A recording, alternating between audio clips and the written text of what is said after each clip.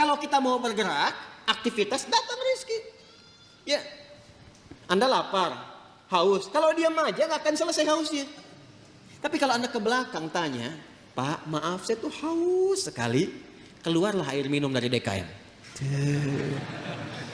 Ya kan? Tapi saya juga lapar, Pak. Emang Bapak nggak bawa makanan ke sini? Enggak, keluarlah kemudian makanan. Jadi kalau kita mau bergerak, ada itu rezeki. Anda keluar tuh. Begitu di perempatan jalan kan orang cuman prit, kan? Anda parkir, tiba-tiba dengan peluit itu baru keluar sedikit, prit. Kadang dia nggak pakai peluit sekarang itu. Mundur, balas kiri, gitu kan? Kita tanya kenapa emang yang kanan kan sudah dibalas sama yang kiri. Balas kiri, balas jalan. Dengan kalimat gitu aja Anda mengeluarkan uang kan? Kasih oleh Anda 2.000. Makasih Pak. Kasih 5.000. Makasih Om. Ya? Udah pindah tuh. Kasih 10.000. Makasih Bos. Gitu kan? Ya kan? Terbayang ya? Jadi kalau kita mau bergerak, sebetulnya rezeki itu turun.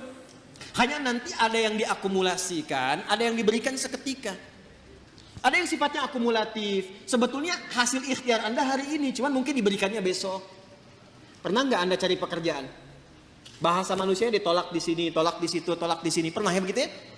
Tapi tiba-tiba setelah seminggu, 2 minggu, 1 bulan, Anda mendapatkan pekerjaan yang tawaran gajinya di luar ekspektasi Anda.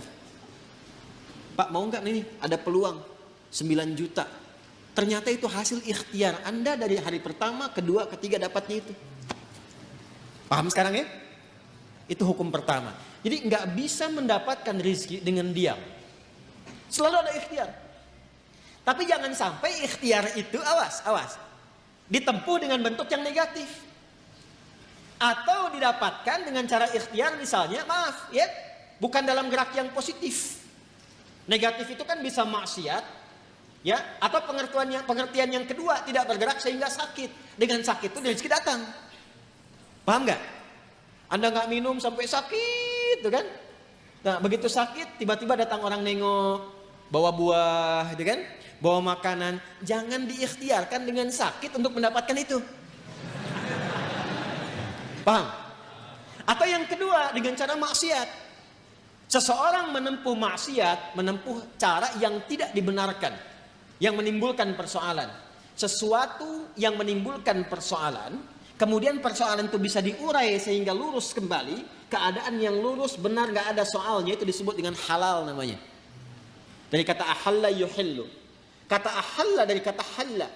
Orang Arab kalau mengatakan hillul mushkilah, artinya, atau hillul ahbal, benang yang kusut bisa diurai lagi.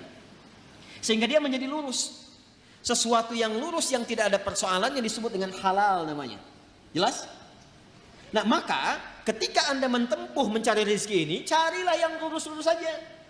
Cari yang lurus, jangan cari sesuatu yang membuat kehidupan Anda jadi kusut.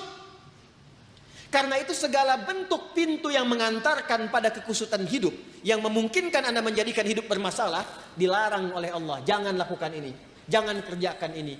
Lawan dari sesuatu yang lurus, yang larangannya ditampilkan sehingga mencegah kita dari kesulitan, disebut haram namanya. Karena itu dihadirkan lawan halal itu dengan haram. Halal pada asalnya menunjuk pada keadaan lurusnya, sedangkan haram hukum pencegahannya. Saking sayangnya Allah kepada kita, saya inginkan hidupmu itu lurus, jangan ada masalah. Jangan sampai kamu bapaknya yang korupsi, anaknya yang dibully. Jangan sampai bapaknya yang bermasalah, anaknya yang di sekolah yang diserang oleh teman-temannya. Anak SD diteriaki, bapak kamu koruptor ya, bapak kamu koruptor ya. Apa Anda tega melihat anak Anda bermasalah di sekolahnya hanya karena perbuatan bapaknya? Tuh. Maka kata Allah yang lurus-lurus saja. Gak usah menipu, gak usah korupsi, gak usah nyogok, lurus aja. Kan tadi tahu rizkinya sudah ditentukan, gak akan tertukar. Besok meninggal juga kok. Mau meninggal besok? Paham gak? Paham sampai sini ya? Nah, kalau sudah paham, kalau sudah dapat yang itu, cari yang baik-baik untuk tubuh kita.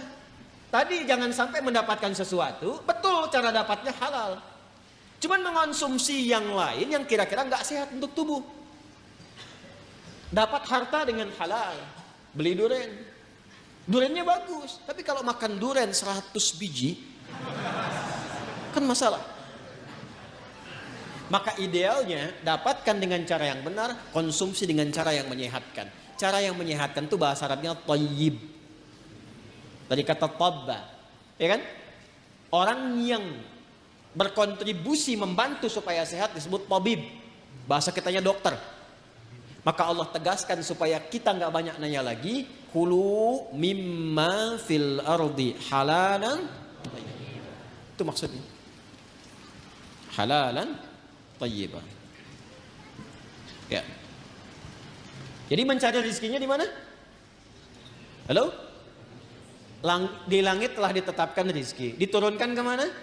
Ke bumi. Maka cara kita berikhtiar, ikhtiarnya di mana? Di bumi. Tapi apakah mungkin mencari rezeki di bumi, semuanya bumi kita kelilingin? Tidak kan? Karena itulah ayatnya mengatakan mimma, singkatan dari min dan ma, di setiap tempat yang mampu engkau pijak. Jadi kalau misalnya Anda merasa nggak ada peluang di sekitaran ini, pindah. Kan Bekasi luas.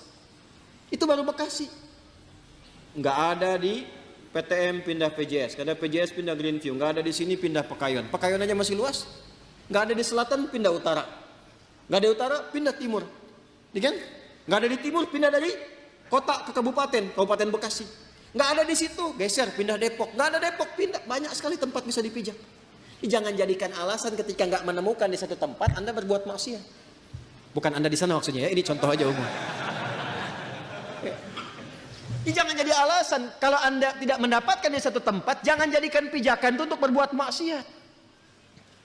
Aduh, udah sekarang susah Ustaz jadi yang halal, itu aja yang haram susah. Kenapa sih harus selalu banyak alasan? Allah sudah menjamin, kenapa manusianya bikin susah?